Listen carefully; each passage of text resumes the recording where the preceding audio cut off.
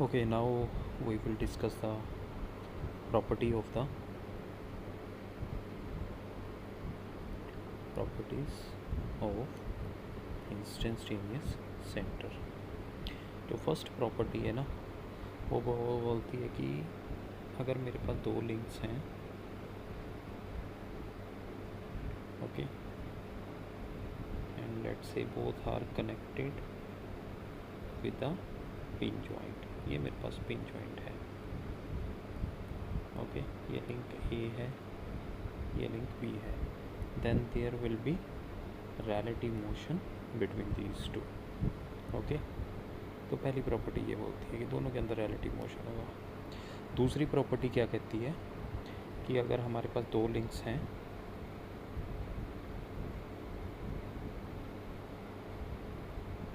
Both are pin joint, तो यहाँ पे क्या होगा, इंस्टेंटेनियस सेंटर होगा उनका। तब वो कहता कि इनकी जो लीनियर वेलोसिटी है, लीनियर वेलोसिटी किनकी, लिंक नंबर 1 की और लिंक नंबर 2 की, ओके, मीन्स रिलेटिव, एक दूसरे के with respect to relative linear velocity क्या होगी, वो 0 होगी, यानी नो लीनियर वेलोसिटी, ओके। तो क्या होगा, सिर्फ एंगुलर वेलोसिटी होगी। अगर इनकी लीनियर वेलोसिटी होगी तो वो किसी थर्ड लिंक के विद रिस्पेक्ट टू होगी, ठीक है, वो भी दोनों लिंक की, यानी both link will have same linear velocity, ठीक है, with respect to third link, यानी ये दोनों लिंक एक साथ मूव करेंगे किसी थर्ड लिंक के विद रिस्पेक्ट टू, ओके।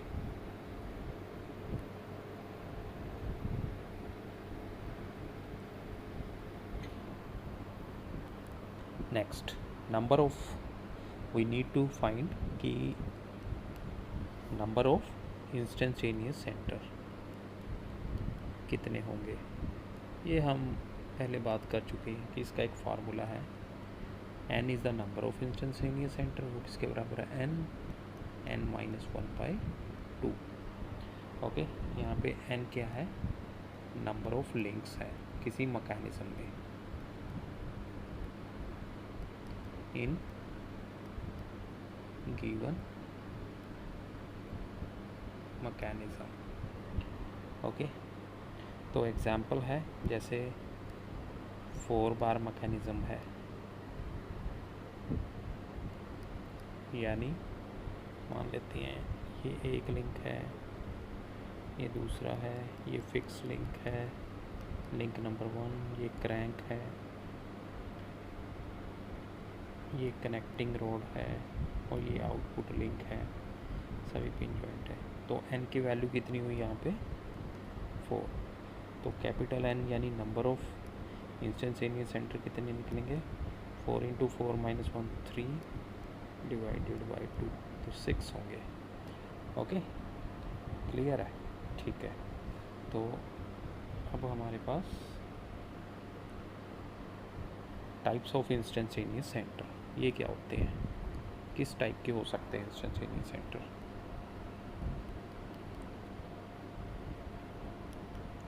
तो पहली टाइप हो सकती है कि हमारे पास जो है इंस्टेंटेनियस सेंटर वो फिक्स्ड हो सकते हैं। दूसरी हो सकती है कि permanent,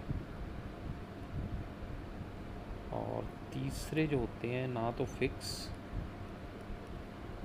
neither fix nor permanent, ठीक है जी। अब इनकी पहचान करते हैं कि होते कैसे हैं ये फिक्स परमानेंट। तो मान लेते हैं कि मेरे पास ये लिंक्स दिया हुआ है, 4 बार चेन से स्टार्ट करूँगा, इससे कम की चेन नहीं बनेगी हमारे पास, चलिए ये थोड़ा सा बड़ा बन गया।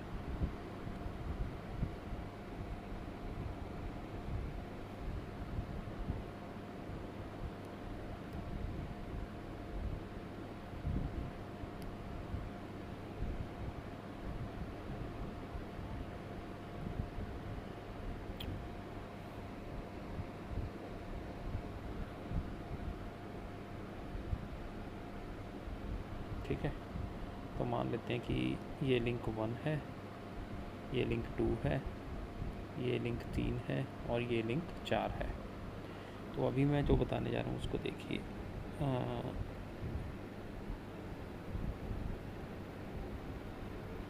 तो एक सेंटर यहाँ पे बनेगा,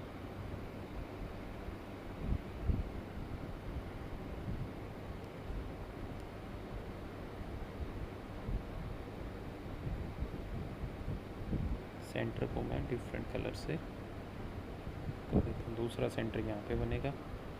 ओके, ये है सेंटर आई से डिनोट कर रहा हूँ 2 और 4, और ये है आई से डिनोट कर रहा हूँ 1 और 3। ओके, एक सेंटर यहाँ पे, एक सेंटर यहाँ पे, एक यहाँ पे, एक यहाँ पे। ये जो सेंटर है ये वाला हो जाएगा 1 4 क्योंकि ये 1 और 4 के बीच में है। ये हो जाएगा 1 2 क्योंकि ये 1 और 2 के बीच में है। ये हो जाएगा 2 3 क्योंकि ये 2 और 3 के बीच में है। ये हो जाएगा 3 4 के बीच। यहाँ पे जो फिक्स्ड है, फिक्स्ड वाले हैं वो हैं I 1 4 एंड I 1 2। ओके, क्योंकि ये फिक्स्ड लिंक के साथ है, फिक्स्ड लिंक के साथ है। जो फिक्स्ड लिंक के साथ बनाएंगे वो फिक्स्ड रहेंगे, हमेशा ही रहेंगे। दूसरे हैं परमानेंट। परमानेंट कौन से हैं? जो I 3 4 पे हैं और I 2 3 है। ये लिंक के साथ रहते हैं, हमेशा ही इन लिंक के साथ रहेंगे, इसके साथ रहेंगे, इनके साथ, है ना, हमेशा। लेकिन इनकी पोजीशन चेंज होती रहेगी, चेंज देयर पोजीशन। क्यों पोजीशन चेंज होगी? क्योंकि मैकेनिज्म मूव करता है। तीसरा है नीदर फिक्स,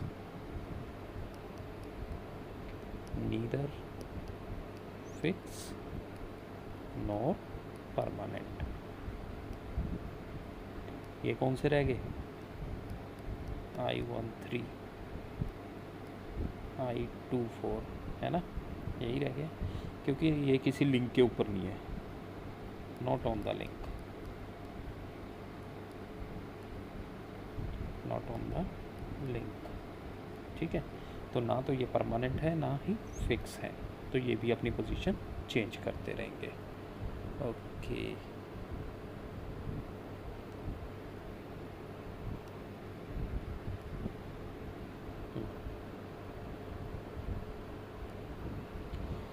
ओके, अब लोकेशन पता करनी है कि location of instantaneous centre, location of instantaneous centre. ठीक है, अब मेरे पास ये कुछ स्टैंडर्ड्स हैं जो दिए हुए हैं। ठीक है, मान लीजिए कि पहली क्या है कि 2 लिंक हैं, वो पिन जॉइंट है। पिन जॉइंट जहाँ पे भी होगा, ये लिंक नंबर 1, ये लिंक नंबर 2, तो जहाँ पे भी वो पिन जॉइंट होंगे उसी के अबाउट रोटेट कर रहे हैं, तो वही मेरा इंस्टेंटेनियस सेंटर होगा। ओके, सेकंड केस के अंदर क्या है?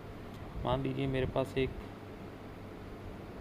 बॉडी है जो रोल कर रही है किसी सरफेस के ऊपर, तो इसके अंदर मैंने एक पॉइंट ये ले लिया, एक पॉइंट ये ले लिया। मान लेते हैं कि इसकी वेलोसिटी क्या है। अच्छा, तो इसको अगर मैं फिक्स पॉइंट से जोड़ूंगा तो उसकी वेलोसिटी इस तरफ होगी, इसको फिक्स पॉइंट से जोड़ेंगे तो 90 डिग्री पे वेलोसिटी होगी इस तरफ। बी पॉइंट है, ये ए पॉइंट है, तो यानी ये पॉइंट ऐसा है जहाँ पे वेलोसिटी क्या होती है? ज़ीरो होती है। अगर वेलोसिटी ज़ीरो होगी तो यही मेरा इंस्टेंटेनियस सेंटर होगा इस व्हील का। ओके, तो व्हील के केस में ये फिक्स्ड है सरफेस। ओके, तो ये जो पॉइंट है इसी को बोलेंगे इंस्टेंटेनियस सेंटर। थर्ड केस, मान लेते हैं कि मेरे पास कोई बॉडी है जो स्लाइड कर रही है किसी सरफेस के ऊपर।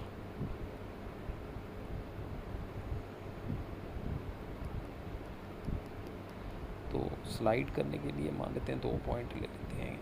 ये वी ए है, ए पॉइंट है, ये वी बी है, बी पॉइंट की, ठीक है। तो इनका जो इंस्टेंटेनियस सेंटर बनेगा वो बनेगा इन्फिनिटी के ऊपर, आई सी, ठीक है। कोई भी बॉडी जब भी स्लाइड करेगी तो उसका इंस्टेंटेनियस सेंटर कहाँ पे बनेगा? इन्फिनिटी पे।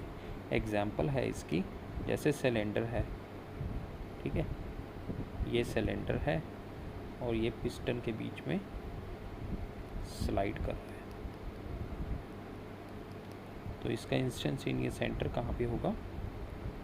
इन्फिनिटी पे होगा, ठीक है। ओके, तो